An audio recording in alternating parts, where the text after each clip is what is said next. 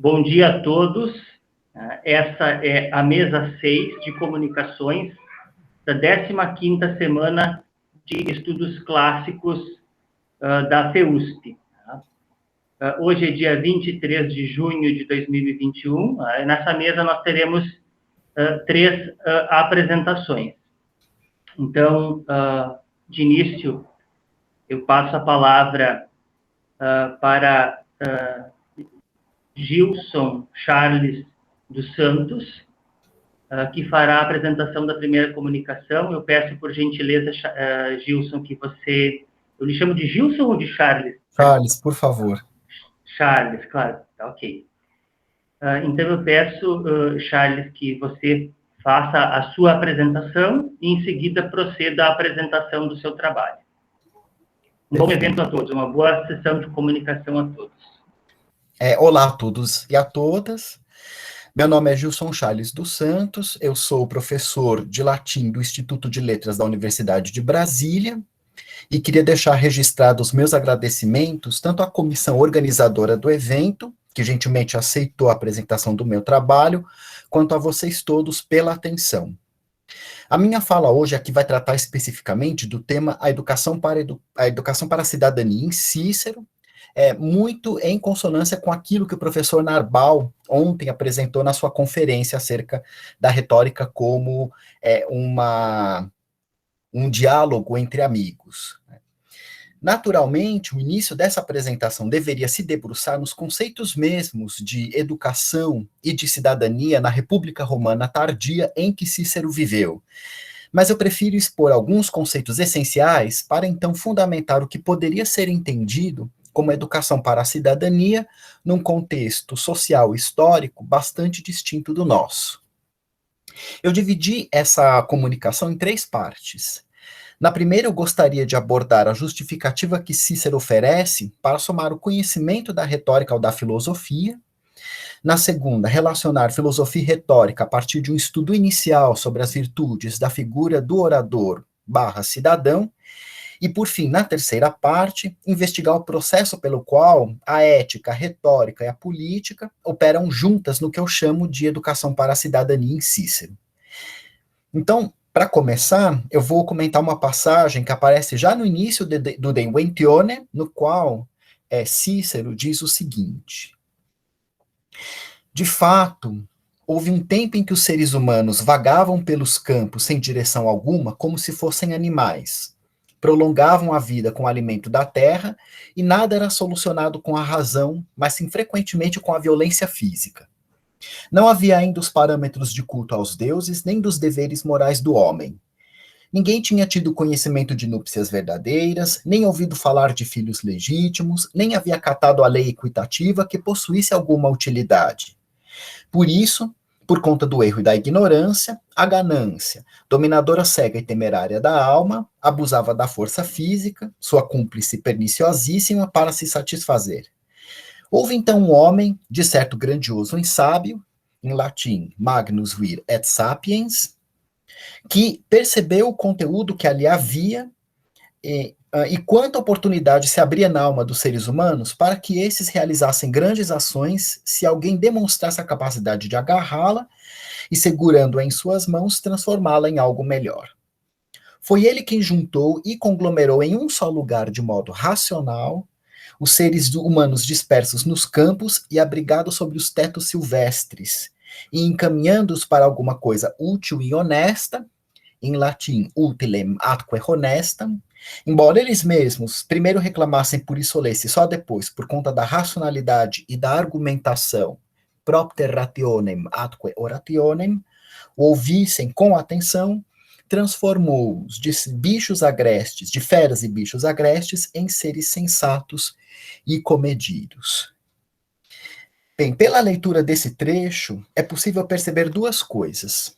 A primeira, que Cícero formula a hipótese de que existe um estado das coisas anterior e outro posterior à organização dos seres humanos na comunidade politicamente organizada. E segunda, o que chama ainda mais atenção, é o fato de que Cícero atribui a um indivíduo a capacidade de empregar ao mesmo tempo a racionalidade, ratio, a virtude, mais especificamente a sabedoria, né, a sapientia, donde sapiens, e a fala ordenada, né, a oratio, como procedimentos exemplares para orientação da vida em comunidade. Cícero não é o primeiro que associa ratio, sapientia e oratio. Na verdade, a depender de Diógenes Laércio, na Vida dos Filósofos Ilustres 7:47, tratando de Zenão de Cício, já os estoicos designavam como sábio, sófos, o indivíduo capaz de falar, dialogisestai, e pensar, dialegestai, retamente, discutir as questões propostas, dialectenai, e responder aos questionamentos, apocrinastai. A questão, porém, é que a língua grega possui duas palavras que se referem à sabedoria, sofia, como categoria geral. A primeira é eunoia, em latim benevolentia, ou seja, o uso da razão para promover a congruência entre o indivíduo e a natureza. Basicamente, ela permite que o ser humano obtenha algumas coisas e rejeite outras, de modo a garantir a sua sobrevivência, e, portanto, ela promove a harmonia entre o homem e a natureza. É um termo de índole médica, digamos assim, porque tem a ver com o que chamamos de sanidade mental. Já a outra palavra é phronesis, em latim prudentia, um tipo de sabedoria que, diferentemente da eunoia, nos ensina a refletir sobre o mal ou o bem e, sobretudo, a defender aquilo que diz respeito tanto ao bem individual quanto ao coletivo. E aí está o diferencial da prudência. Ela é uma virtude prática, no sentido de orientar o indivíduo a se ocupar dos assuntos da comunidade politicamente organizada, que é a polis grega, ou em latim, a res publica, né, a república. Então, a sapientia é um termo geral que dá conta desses três expedientes: promover a autopreservação do indivíduo, permitir que o ser humano não apenas raciocine e fale, como ainda se expresse ordenadamente, e ao mesmo tempo, partindo da ideia aristotélica de que o ser humano é um animal social, politikos, associar os indivíduos na comunidade politicamente organizada. Com efeito, o próprio Cícero, baseando-se na filosofia estoica, esclarece que a natureza confere ao ser humano os requisitos essenciais para a vida em comunidade. Isso está no Delphicis 1:4-11. A razão, a sociabilidade, a busca pela verdade e pela independência e o discernimento da ordem. Com base nesses requisitos, ele elabora o conceito de honestas, honestidade, lá no Delphicis 1:6-18, concentrado na adequação, na firmeza e na disciplina das opiniões e das ações humanas, enquanto afasta a inadequação, a fraqueza e a desordem. Para tanto, a honestidade é constituída por outras 4 qualidades, nomeadamente a prudência, a coragem, a moderação e a justiça, que combinadas entre si formam o que eu vou chamar aqui de virtudes cardinais. A questão que vocês podem interpor à minha fala aqui seria a seguinte: muito bem, você está levantando uma série de qualidades individuais cuja influência na vida comunitária não está muito clara. Afinal, em que medida o indivíduo ser virtuoso pode contribuir para que a comunidade viva bem?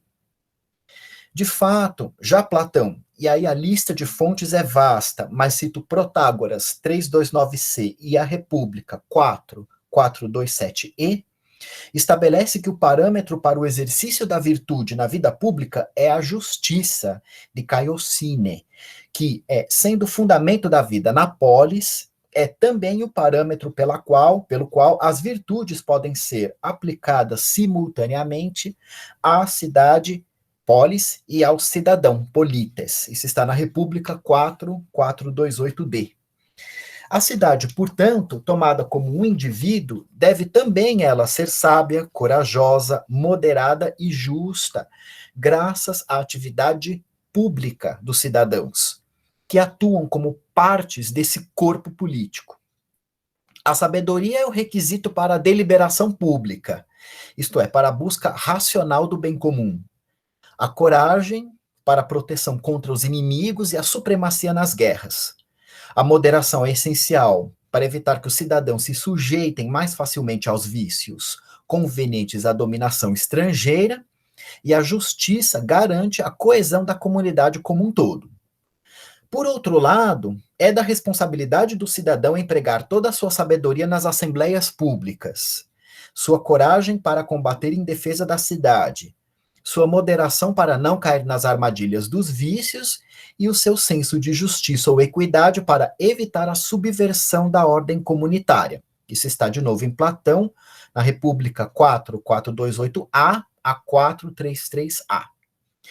O que Cícero diz via estoicismo, o que Cícero faz via estoicismo é retomar as virtudes da cidade e do cidadão, já elencados por Platão, para fundamentar uma concepção romana de honestidade, graças à qual as virtudes cardinais permitem ao indivíduo empenhar-se pelo bem comum, julgar a extensão das suas ações, ajustá-las ao kairós, ao momento oportuno, e combater pela justiça.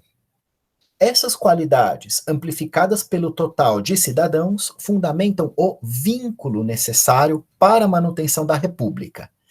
Isso quer dizer, portanto, que as virtudes cardinais põem em funcionamento a própria organização política entre os seres humanos. Das virtudes individuais para o coletivo, o salto é dado pelos vínculos que fundamentam a vida em comunidade, quais sejam os que existem entre familiares, os que existem entre cidadãos e os que existem entre esses e a República. Fica evidente a partir do excerto reproduzido no slide que a soma da ratio, da sapientia e da oratio constitui-se como um instrumento de ação política. Nesse sentido, o objeto próprio da ratio é o que é útil, útile para a comunidade, sempre correlacionado à honestidade como a sua causa eficiente. Afinal, as coisas úteis e necessárias, ou antes, né, utilem atque honestam, são obtidas graças ao julgamento correto, derivado das virtudes que compõem a honestidade. De um lado, útil, etimologicamente, é o que é adequado ou conveniente para o uso ou para a aplicação. E de outro lado, é o que se obtém pela prática e pela experiência naquilo, que por ser bom, porque necessariamente honesto, serve ao interesse comum.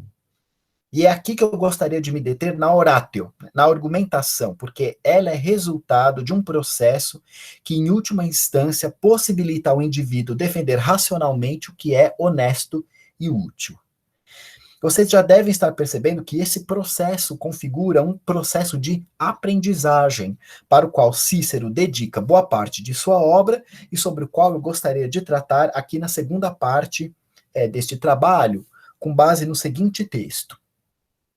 Refletindo sobre as coisas durante muito tempo, a própria racionalidade me fez chegar principalmente à seguinte conclusão: considerar que a sabedoria sem a eloquência fosse pouco proveitosa para as cidades, mas que a eloquência sem a sabedoria com frequência fosse prejudicial e em nenhum momento proveitosa. Assim, pois, se existe alguém que, deixando de lado os estudos corretíssimos e honestíssimos da razão e do dever, em latim rectissimis atque honestissimis studis rationis et offici, despende todo o esforço no treinamento oratório, exercitatione dicendi, esse alguém se torna inútil para si mesmo e um cidadão pernicioso para a pátria. Porém, aquele que se arma com a eloquência de forma a combater, não contra as necessidades da pátria, mas sim com o objetivo de defendê-las, esse homem, no meu entender, será o mais útil, utilíssimos e amigável para si mesmo e para a administração pública. O que é possível perceber a partir desse texto é que algumas atitudes do cidadão na vida pública podem trazer enormes prejuízos à cidade, ainda que esse cidadão seja capaz de empregar a fala ordenada, graças não apenas à capacidade inerente ao ser humano de pensar, mas do treinamento na argumentação. O que nós podemos nos perguntar é o motivo de Cícero, já no início do Tratado sobre a Invenção, identificar a contradição entre o uso da razão e o emprego da fala ordenada no âmbito da vida social.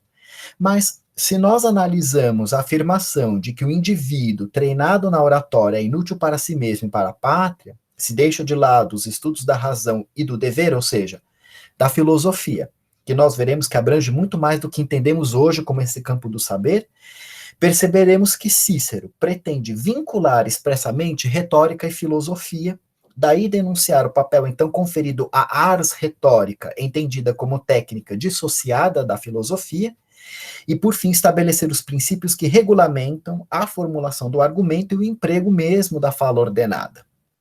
Vou abordar esses pontos a partir de agora.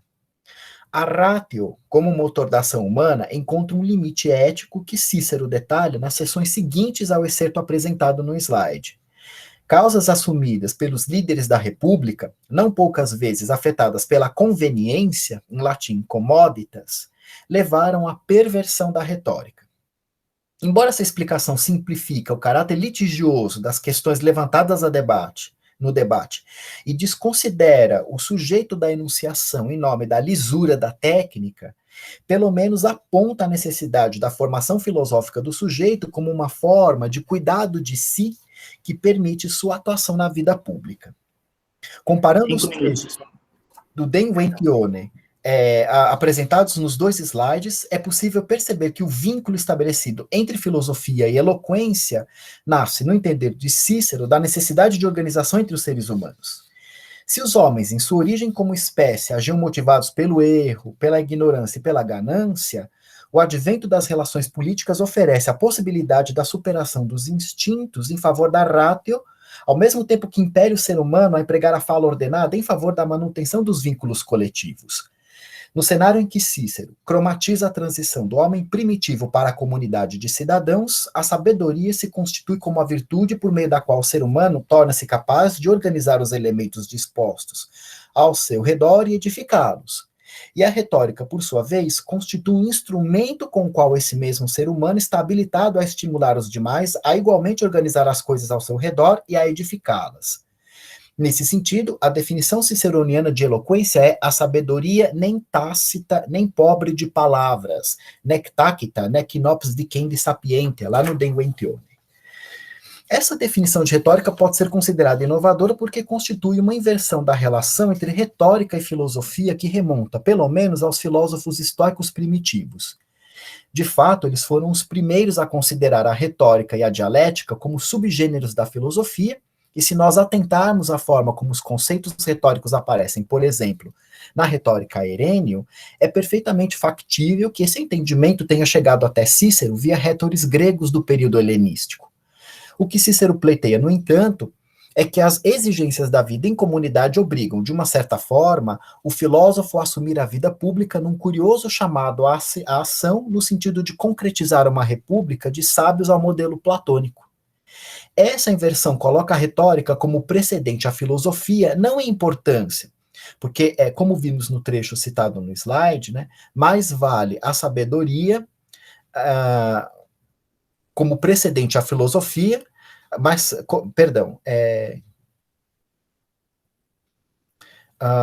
isso mesmo, mais vale a sabedoria sem eloquência do que a eloquência sem a sabedoria, mas na configuração de um processo de aprendizagem. Peço a licença a vocês, então, para fazer um breve estudo de vocabulário a fim de verificar se essa hipótese é plausível. No De Inventione, Cícero emprega a expressão studia recta et honesta, referindo-se ora à retórica, ora à filosofia. No De Oratore, ambos os campos do saber podem ser identificados pelo emprego do termo rectum em flexões, e algo semelhante acontece nas partições oratória e nos tópicos. Se isso é assim, então o termo rectum tanto se aplica à filosofia e, portanto, à ética, dada a sua relação com a sapientia, quanto ao discurso e, portanto, à retórica. Ele se refere, por conseguinte, ao homem e ao discurso por ele produzido. Bem, eu não sei se teria tempo, porque eu tenho algumas colocações para fazer em relação aos tópicos de Cícero, para continuar a demonstração dessa relação entre retórica e filosofia por meio do uso desse termo rectum et honestum. Mas como o tempo urge, eu vou passar direto para a terceira parte do trabalho, em que eu gostaria de tratar da noção de educação para a cidadania em Cícero, muito brevemente. Diz o terceiro trecho aqui. de fato, mesmo que alguém tenha definido o orador como aquele que só é capaz de falar copiosamente no tribunal, nos julgamentos, diante do povo ou no Senado, ainda assim é necessário lhe atribuir e conceder muitas qualidades, porque sem o domínio de tudo que concerne à República, sem o conhecimento das leis, dos costumes, da jurisprudência, e ignorando a natureza e o caráter dos seres humanos, ele não consegue tratar dessas mesmas coisas com expertise e clareza suficientes. Contudo, aquele que conhecer essas coisas, sem as quais ninguém pode observar corretamente, recte tueri, sequer os mínimos detalhes, que conhecimento de assuntos mais importantes poderá lhe faltar? Se você quer dizer que cabe ao orador apenas falar com ordem, ornada e copiosamente, pergunto-lhe quem pode fazer exatamente isso sem o conhecimento que vocês lhe negam. Não pode haver virtude oratória, a não ser que aquele que discursar conheça bem os termos de que se trata, de que tratará. Bem, o que nós vemos aqui é que existem uma série de qualidades que habilitam o indivíduo a participar da vida pública na qualidade de cidadão, ao mesmo tempo que o tornam modelo de orador e, portanto, apto a aconselhar os demais membros da comunidade quanto à condução dos negócios públicos. Daí a necessidade da instrução, que, mediante o empenho pessoal, ou, em outros termos, o estudo profundo das diversas matérias que alimentam o espírito humano, permite ao indivíduo desvendar a verdade das coisas por trás das aparências. O caráter público da atividade do orador se revela pelo espaço em que ele emprega a fala ordenada. No excerto apresentado no site, no slide, Cícero menciona o cotidiano do orador no fórum, inserido nas discussões públicas sobre declarações de guerra, em pleitos de direito de herança, atuando como advogado em acusações de todo tipo, ou ainda, elogiando alguma figura benemérica da comunidade. Ora, o mesmo caráter público da atividade oratória impõe uma sequência de temas a serem dominados pelo orador. É possível, inclusive, deduzir o caráter burocrático da sua atividade cotidiana, que se inicia com o estabelecimento da causa, a reunião de provas, os documentos, respaldo legal oferecido pela jurisprudência, decretos do Senado e o cumprimento estrito de requisitos para a performance pública.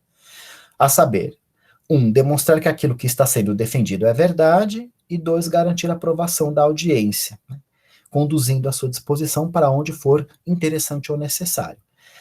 Dessa forma, Cícero enfrenta o problema do aprendizado meramente formal apresentado nos tratados de retórica, ampliando os requisitos que habilitam, de um lado, o orador a se pronunciar publicamente e, de outro, o cidadão a participar da vida pública. Eu teria algumas outras considerações a fazer sobre a retórica, mas, dado o tempo, eu vou resumir aqui o seguinte. O esforço ciceroniano se concentrou em formatar um modelo de orador cidadão cuja habilidade em discursar fosse delimitada não apenas pelo cultivo das qualidades pessoais, que resultassem numa forma de exercício da cidadania reconhecida pelos demais membros da comunidade, mas ainda pela aprendizagem de conceitos próprios da vida em comunidade. Por isso, a retórica dos manuais deveria ser complementada, ou, aliás, superada pelos demais conhecimentos que formam o orador/cidadão modelar. Há uma visão de formação do orador que me atrevo a chamar aqui, não sem algum grau de temeridade, de utilitarista.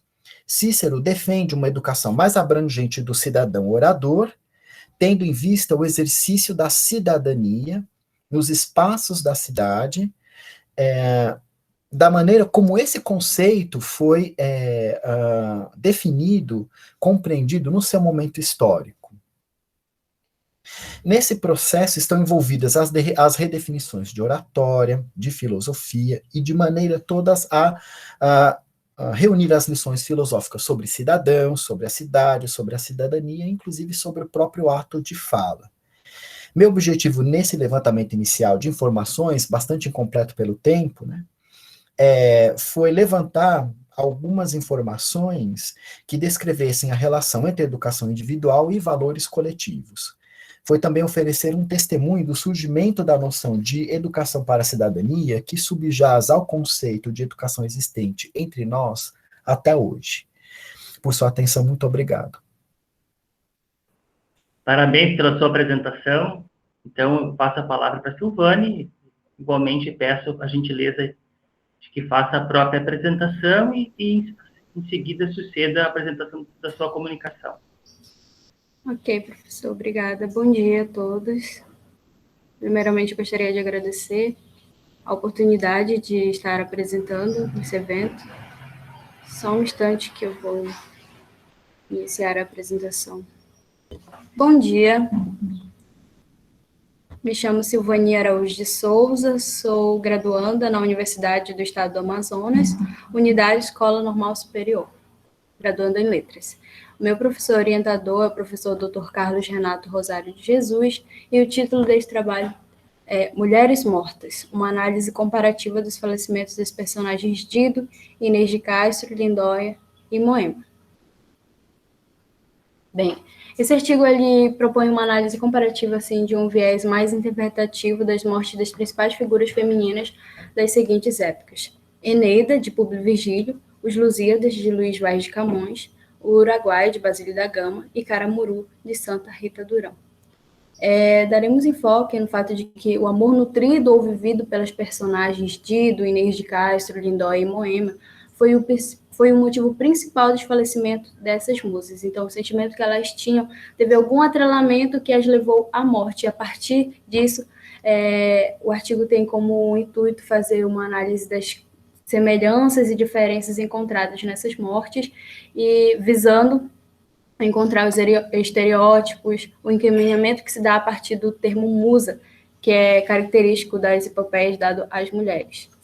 E também, não esquecendo de falar das odiernidades, que esses assuntos, essas características que estão presentes a estas mulheres, estão presentes nos nossos dias atuais. Bem, a epopeia enquadra-se no gênero narrativo por apresentar elementos específicos desse discurso, ou seja, personagem, espaço, tempo e acontecimentos. A integração da expressão formal da epopeia diferencia-se da narrativa de ficção. A epopeia tem um verso-comunidade e divide-se em estrofes e cantos. Seu argumento é o histórico, que passa para o maravilhoso. Essa é uma citação da professora Maria Costa.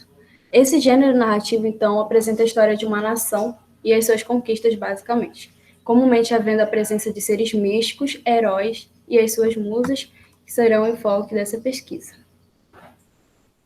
É necessário fazer um pequeno resumo dessas mortes, como que foi esse encaminhamento para os seus falecimentos. No quarto livro de Eneida, narra-se a história da paixão arrebatadora da musa Dido por Enéas. Essa paixão é oriunda da intervenção da deusa Juno, que queria interromper a missão de Enéas. Então, ao atracar em Cartago, Dido, como rainha da cidade, inevitavelmente conhece Enéas, e logo ambos alimentam essa paixão, que a princípio era proibida para ela mesma, por conta de que ela havia feito uma promessa de que jamais se enamoraria por outro homem depois da morte de seu esposo. Então, no desenrolar da história, a rainha consuma esse amor com Enéas, porém os dois são forçados a se desunirem por conta da partida de seu amado. Ele tinha que continuar a sua missão, então era impossível que ele continuasse naquele lugar. Então, era esse o intuito de Juno, para que ele interrompesse, mas ele continuou a sua missão. Então, Dido não suportou a partida de Enéas e viu como única forma de cessar seu sofrimento ceifar sua própria vida. Então, ela finca em si mesma uma espada. Em Os Lusíadas, da instância 118 a 135, Camões versa sobre a história do assassinato de Inês de Castro, que fora amante de Dom Pedro. Inicia-se a narrativa já sendo informado do ocorrido. Aconteceu da mísera e mesquinha que, depois de ser morta, foi rainha. Então, após uma breve descrição da história do amor de Inês e Dom Pedro, é relatada a pretensão de executar a mulher planejada pelo rei Afonso IV, pai do amante de Inês. Mesmo que ela suplique pela piedade do rei, a mulher é assassinada, porque Dom Pedro já estava prometido a outra, e segundo o narrador, a pressão da população, da nobreza, forçou a ordenar o homicídio. Já na obra Uruguai, do poeta Basílio da Gama, é contada em versos livres a morte da índia Lindóia, que com profunda tristeza é obrigada a se casar com Baldeta, filho do jesuíta Balda, uma vez que seu esposo Cacambo havia sido envenenado por eles. No canto quarto, a índia, não concebendo a ideia de que seu marido estivesse morto e que ela teria de se casar com outro, deixa que uma serpente a pique no dia do seu casamento. e mesmo que o seu irmão tente evitar, tentando acertar a serpente, Lindóia acaba morrendo envenenada de forma voluntária. Em Caramuru, de Durão, relata-se a história de Diogo Álvares Correia, que após sobreviver ao naufrágio, ganha a confiança e adoração dos indígenas da tribo Tupinambá, passando a ser chamado Caramuru. Então, após ele ter atirado uma arma de fogo, as pessoas os índios começaram a ver aquilo como algo advindo de Deus. Então, Diogo Álvares passou a ser chamado de Caramuru, considerado mesmo um advindo divino. Na convivência com eles, o português desperta a paixão de muitas mulheres, dentre elas a índia Moema. No entanto, ele se apaixona por uma índia de pele branca chamada Paraguaçu e com ela acaba se casando. No canto sexto, chega um momento em que ele, o Caramuru, está partindo de volta para a Europa e leva Paraguaçu. Sem pensar muito, Moema se desespera e se joga ao mar para alcançar Diogo. Porém, por ter nadado muito, ela acaba ficando muito cansada e morre por afogamento. Aqui na nossa fundamentação teórica, Smith e Cruz consideram que a comparação literária se dá a partir de analogias entre duas ou mais obras, mesmo que pertençam a momentos diferentes da literatura. E essa comparatividade ela é feita de uma maneira muito fluida quando se trata de epopeias, já que as epopeias possuem essa característica de imitações entre si. Então, elas são muito parecidas entre si, como observa Ribeiro. Tanto que os modelos épicos primordiais de Durão seriam a Eneida de Virgílio, que celebra Roma, e os Lusíadas de Camões, que celebra Portugal. Então, o nosso estudo é voltado para dois temas que se interligam nas histórias, que é o amor e morte. Sobre o amor na época, Pinese observa o seguinte: seríamos iludidos por um preconceito moderno se considerássemos que o amor não foi um tema importante para a época. Nossa pesquisa dá enfoque nas mortes das musas das épocas aqui estudadas. Então, segundo a professora Viotti, existe uma dicotomia relacionada à personalidade das mulheres quando se trata da retratação delas na literatura. A primeira como a mulher anjo e a segunda como a mulher demônio. Neste caso, podemos dizer que a mulher anjo é análoga à figura das musas presente nos poemas épicos, posto que Viotti observa que elas carregam o ofício de purificação, amor, sensibilidade, enobrecimento e são capazes de fortalecer o homem ao ponto de fazê-los se aproximarem de Deus. Então, esse peso sobre a musa de que ela deve ser uma mulher delicada e que vai fortalecer o seu herói da história.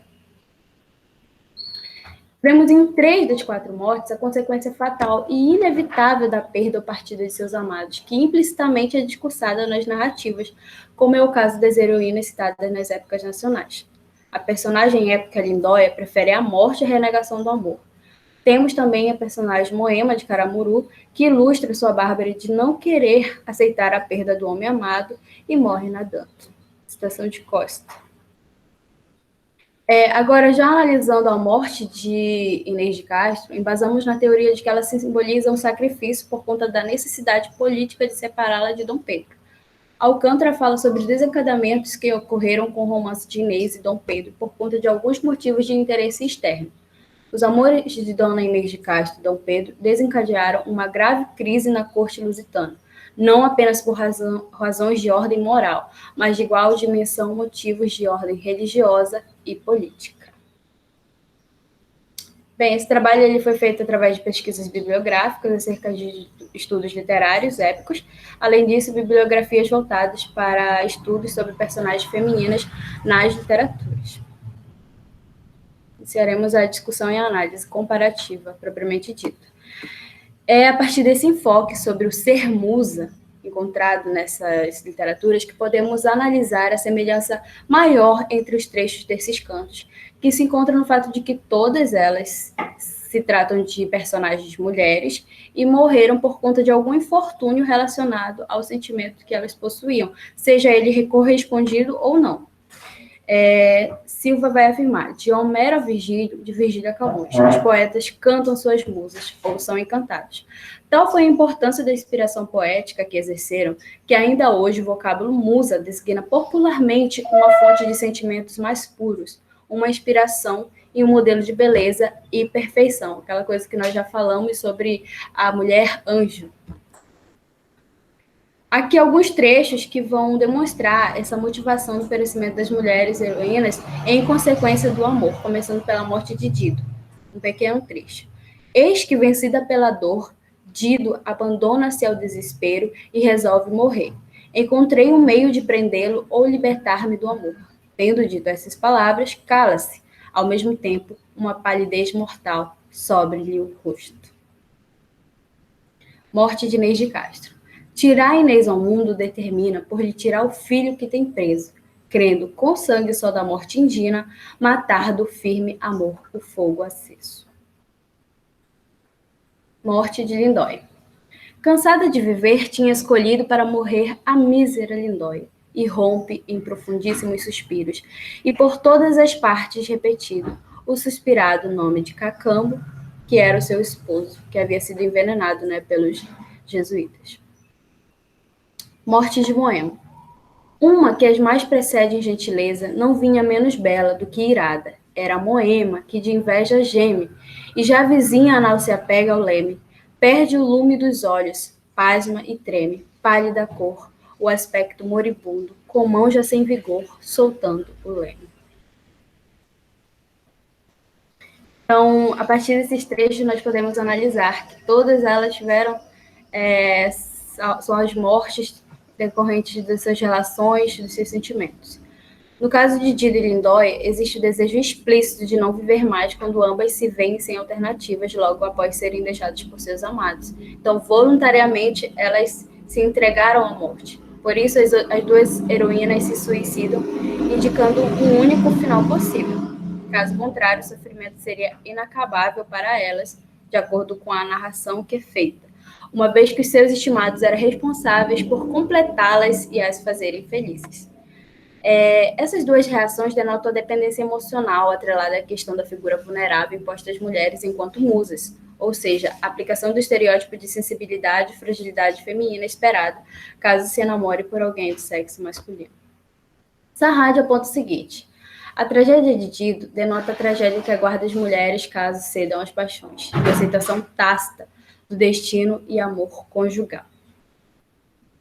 Bem, apesar de Moema não ter tido essa pretensão inicial de se suicidar, porque ela simplesmente se desesperou ao ver Diogo partir, é possível aproximar a morte dela a esse ideal amoroso, já que ela se desesperou pela partida do homem por quem havia se apaixonado, e no caso da jovem índia, ao ver Diogo partindo para a Europa, não conseguiu pensar nos riscos que corria e no quão surreal era a sua atitude de atirar-se ao mar em busca de Caramuru. E aí a morte da Inês de Castro vai ser a que mais vai se distanciar dessas outras mortes, uma vez que ela suplica para continuar viva, tentando sensibilizar o pai de seu amado a ter compaixão dela. Para isso, faz menção ao neto do rei como forma de poupá-lo daquilo. Um outro ponto é que o próprio narrador compara a morte de Inês ao assassinato de Policena, porque Policena é uma jovem de outra história mitológica que foi sacrificada para que o seu povo vencesse a batalha. E aí, então há essa descrição de que a morte dela é comparada à de Policena, e a partir disso podemos inferir que o assassinato de Inês também simboliza um sacrifício, tendo em vista a narrativa que se faz de que o rei permitiu que fosse tirada a vida de sua nora pelo bem maior que foi a voz da nação. Teve toda aquela pressão da nobreza para que Dom Pedro não se enamorasse por uma mulher que destoasse dos seus interesses políticos. É importante atentar para o fato de que o preço pela culpa do envolvimento do homem e da mulher recaiu sobre Inês, pois foi a única que sofreu o sacrifício, a única que de fato recebeu a culpabilização do ato considerado proibido. Strapasso e Dias afirmam que motivos que culpabilizam a vítima acabam preponderando e assim justificam a violência acometida à pessoa. Então, até mesmo interpretando aquela descrição, aquela narração que é feita da morte de Inês, percebe-se uma romantização de que aquela morte ela foi justificada naquela pressão, foi justificada naquele interesse maior. Levando em consideração a análise relacionada ao falecimento da musa de Os Lusíadas, podemos acrescentar outra diferenciação em relação às mortes das demais heroínas, pois os falecimentos de Dido, Moema e Lindóia estão direta e unicamente relacionados ao sentimento que lhes era atribuído, e as três personagens não tiveram participações externas nas suas mortes, como é o caso de Inês. Apesar do relacionamento amoroso de Inês ter sido o motivo pela qual ela acabou morrendo, a morte dela foi a única que teve uma participação externa de outras pessoas para que ela acabasse falecendo. Um ponto de convergência pertinente é o fato de que as mulheres da rainha de Cartago e a amada de Dom Pedro foram justificadas na proibição do amor que tinham. Se por um lado Inês for assassinada por viver uma relação com um homem prometido a outra, e entre outros motivos políticos, por outro, Dido tirou sua própria vida devido à obrigação de concretização do destino de Enéas. Além de que a paixão, em termos de narração, se perfez como algo ilícito, assim como o amor de Inês, pois Manso afirma que, sobretudo através dos comentários do narrador, aquele amor é considerado como um sentimento pecaminoso e proibido, adúltero até, porque Enéas e Dido estavam vivendo um amor proibido de acordo com aquela missão que ele tinha. Então, podemos fazer essa comparação de semelhanças entre essas duas mortes. Aqui alguns resultados e considerações. A forte idealização da mulher encontrada nas epopeias aqui analisadas reflete o que se espera da mulher e não raro é um conceito aplicado à figura feminina até os dias de hoje. Então, de acordo com essa concepção, nós concluímos que a mulher tem um destino já arquitetado, exigido pela sociedade, e para tanto necessita dos atributos que sustentarão o amor, o encanto do homem. Por isso, a exigência da delicadeza, beleza, sensibilidade, toda aquela romantização aplicada à fragilidade da mulher. Outro adendo é a desvalorização da figura feminina ante preceitos morais, religiosos e políticos, pois assim como Inês fora sacrificada por tais questões, ela foi o alvo, né? Atualmente, em situações polêmicas relacionadas a um homem ou uma mulher, a figura feminina sempre será o alvo de críticas, apedrejamentos e sacrifícios, seja feito de forma literal ou metafórica. E aqui estão as referências que foram usadas para esse trabalho. Agradeço a atenção de todos. Obrigado, Silvane. Parabéns pelo seu trabalho. Agora, nós passamos à terceira apresentação dessa sessão de comunicação, que é a minha apresentação. Só vou anotar aqui o horário, para nem poder controlar o tempo. Se eu passar de 20 minutos, por favor, podem me chamar a atenção. Tá? 10 horas e 52 minutos. Tá? Então, vamos lá. Meu nome é Vicente Zatti. Eu sou professor de filosofia do Instituto Federal do Rio Grande do Sul, Campos Canoas. Né? Eu estou fazendo pós-doutorado na Faculdade de Educação da USP, sob a supervisão do professor Marcos Sidney Pagotto Eusébio. Tá? Eu devo aqui agradecer ao Instituto Federal do Rio Grande do Sul pelo afastamento remunerado para a realização do estágio pós-doutoral, sem o qual eu não teria como estar realizando essa pesquisa de pós-doutorado. Tá? O projeto de pesquisa que eu estou desenvolvendo no pós-doutorado se chama A Educação como Processo de Formação Humana, a Premência da Utilidade. Tá? O que eu vou apresentar hoje é um recorte da pesquisa. Né? O principal produto da pesquisa pretende ser um livro. Tá? E o que eu vou apresentar hoje é um recorte da primeira metade, né, desse livro. É um resumo do recorte dessa primeira metade. Né? Então, o título da minha apresentação é Paideia, Humanitas e Bildung, a atualidade da educação como processo de formação humana diante do utilitarismo. Então, vamos à apresentação do trabalho. Né? Desde a modernidade, a educação ela é marcada pela premissa de que os saberes ensinados na escola devem ter utilidade na vida concreta. Né? Exemplo dessa mentalidade é o pensamento de Francis Bacon, para quem os saberes deveriam ser aplicados à indústria e serem utilizados para transformar as condições concretas de vida, né? Ou seja, o conhecimento, para ele, representa um meio de poder do homem sobre a natureza. Pois bem, os sistemas educacionais que se implantam a partir de então, eles se distanciam da ideia de formação clássica, que tinha um cunho mais geral e desinteressado, de modo que a educação escolar passa a ser pensada principalmente em função daquilo que o aluno vai fazer com os conhecimentos que ele vai aprender. No contexto atual, essa herança encontra um terreno fértil, né? Nós testemunhamos compreensões utilitaristas que, por exemplo, né, entendem a educação como um ativo financeiro produtor de capital humano. Outros ainda entendem que cabe à escola apenas um papel técnico de transmissão de conhecimentos, né? Assim, esperam que as crianças vão à escola para que lá aprendam muitos conhecimentos, muitos conteúdos úteis, enquanto nas demais questões da vida mantenham-se alinhados estritamente à visão privada da família. Né? Claro que, ao nós falarmos em utilitarismo, é preciso distinguir entre utilidade e utilitarismo. Né? Nós pensamos o utilitarismo como uma espécie de ideologia do útil, né? Que apresenta uma compreensão reduzida do útil, aquilo que possui valor econômico, perdendo, assim, uma compreensão mais ampla, mais geral da própria utilidade. Portanto, não se trata aqui de defender uma educação que não deva ter-se ao útil, mas sim de demonstrar que o utilitarismo em educação, ele estreita indevidamente ao útil aquilo que pode ter valor econômico, valor comercial, monetário. Né?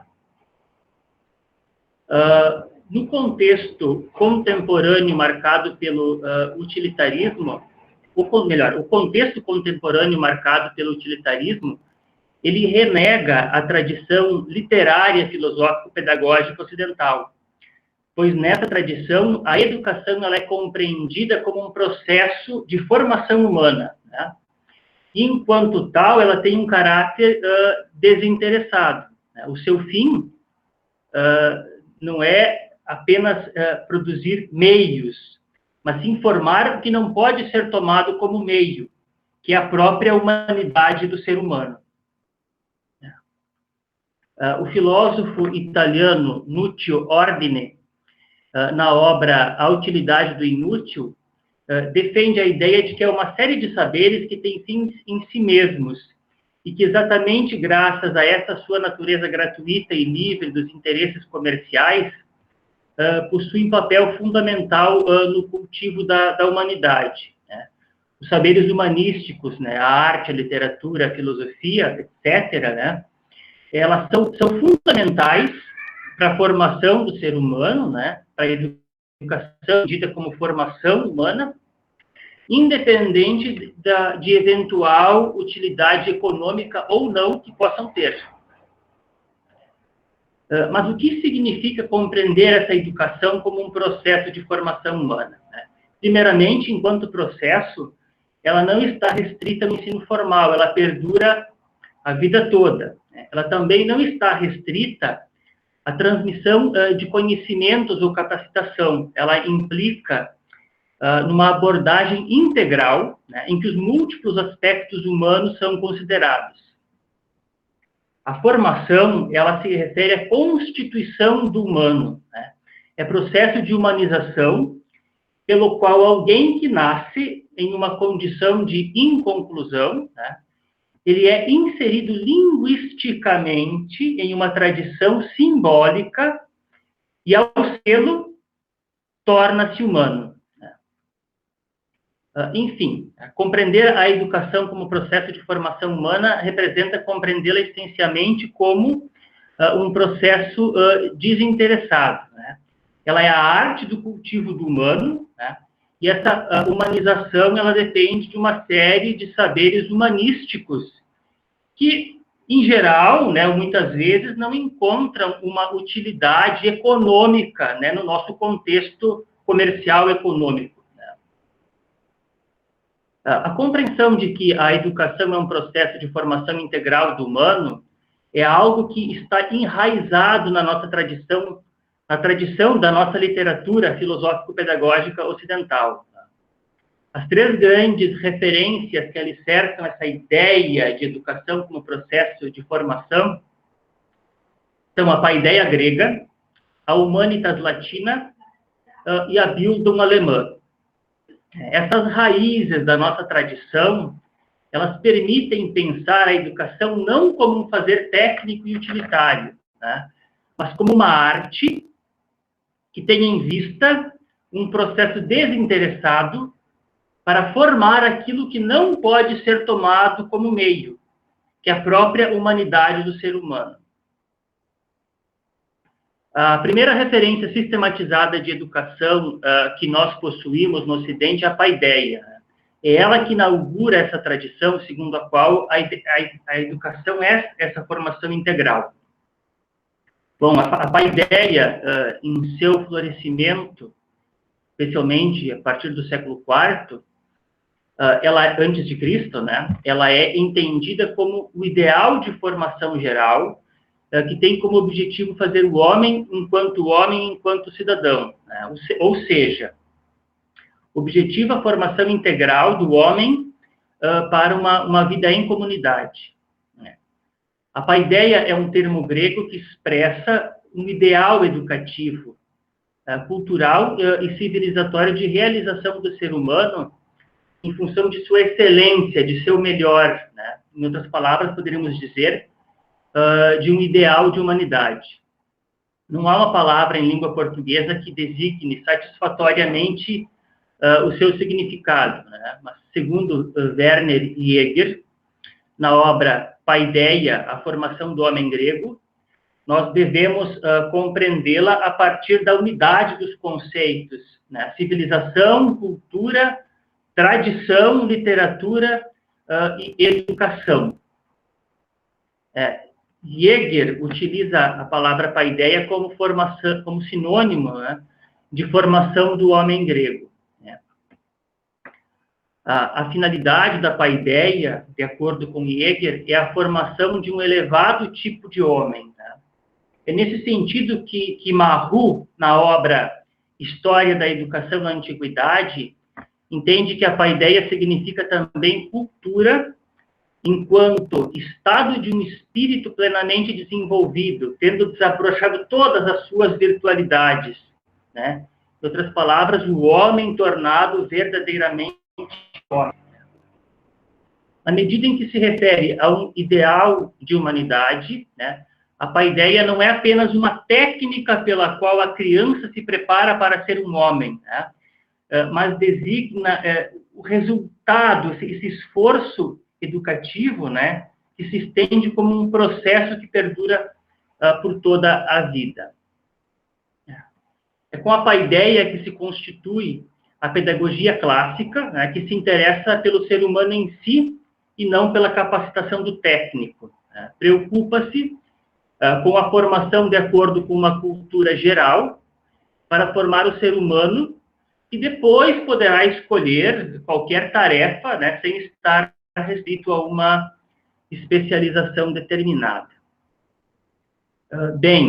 Com a invasão da Grécia pelos romanos, estes buscaram elaborar uma síntese cultural de modo a ressignificar os saberes dos gregos, a sua condição, a sua situação histórica, né?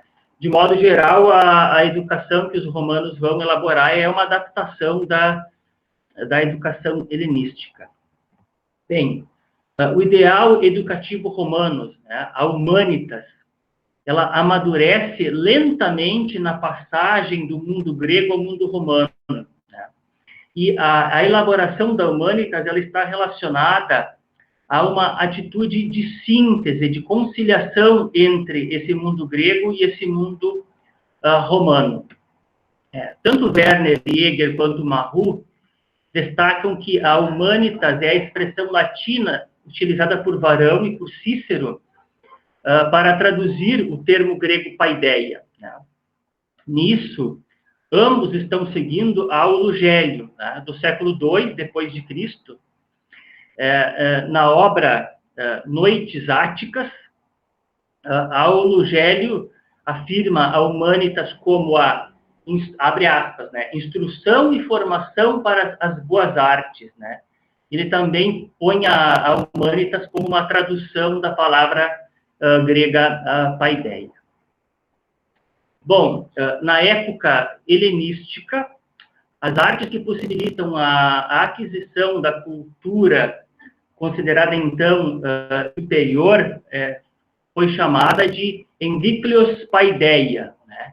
Cujo equivalente latino será o conceito de artes liberales, ou artes liberais, né? São as boas artes de que falou Aulo Gélio na citação acima. Essa formação que se dá pelas artes liberais não tem como objetivo uma educação enciclopédica, como nós entendemos hoje, né? Nem uma educação especializada para a execução de uma futura profissão. Ela é uma cultura geral desinteressada. Né?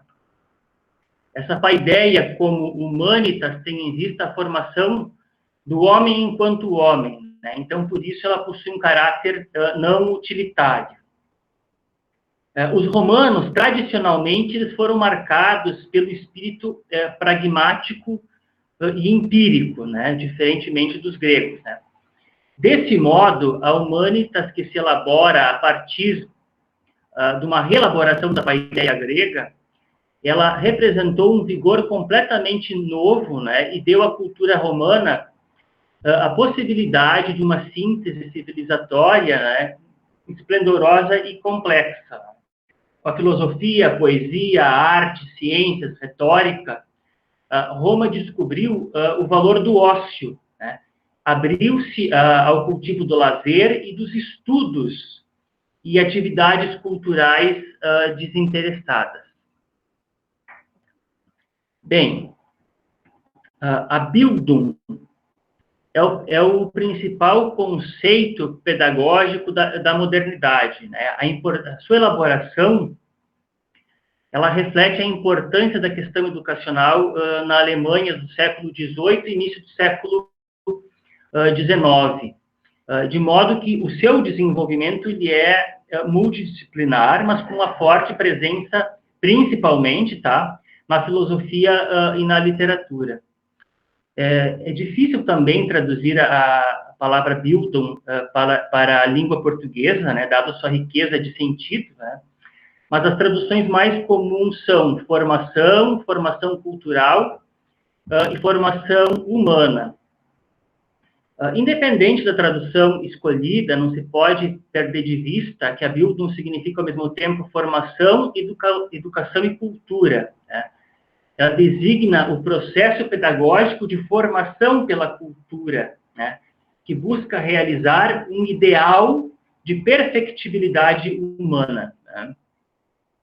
Então, a Bildung ela é um ideal de autoformação, né? É a educação enquanto formação integral do humano, né?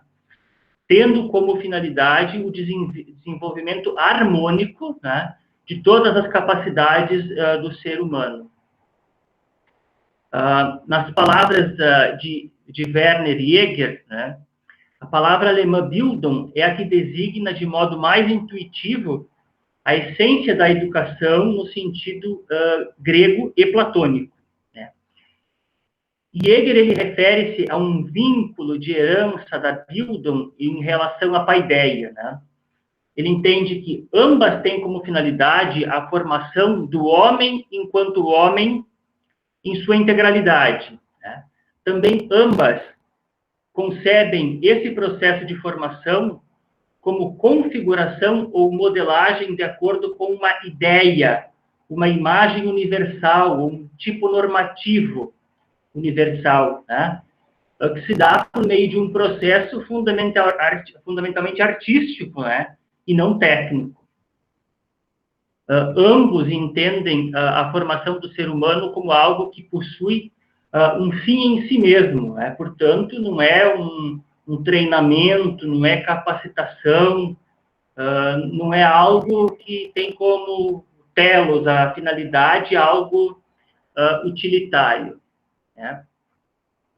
Então, a Bildung é um processo de formação de acordo com uma forma elevada de cultura, uma forma universal, né, que se realiza como um processo de desenvolvimento espiritual, né, portanto, intelectual e não técnico. Desse modo, né, assim como a paideia, né, a Bildung, ela culmina em um conceito universal de humanidade. Kant, na obra sobre a pedagogia, concebe a educação como um processo de aperfeiçoamento do homem, tendo como finalidade a realização da ideia de humanidade, né? Mas para ele isso não é tarefa de um homem, né? Nem de uma geração, é uma tarefa para muitas gerações, né?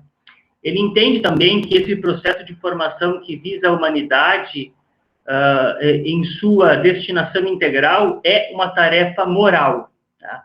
A grande tarefa do homem é tornar-se melhor, cultivar-se, né? Produzir em si a moralidade.